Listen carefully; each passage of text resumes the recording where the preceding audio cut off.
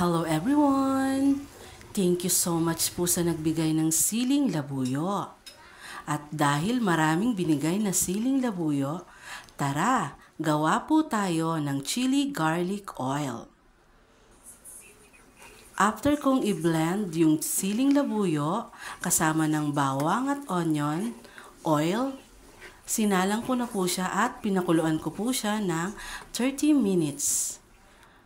After 30 minutes na pagkakulo, nilagay ko na po yung salt and ground pepper. After that, yung sugar white and brown. Tinansya ko lang po lahat ng mga pampalasa. Then hinalo-halo ko lang po. After kong haluin, nilagay ko na po yung oyster sauce.